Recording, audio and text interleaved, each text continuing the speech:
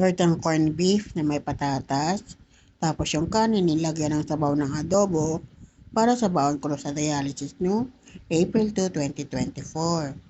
Ano pang gagawin ay di kakain, laging alalahanin, ng unang subo ay laging para kay Lord.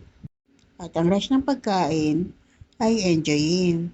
Kailangan kumain para may lakas matapos ang dialysis.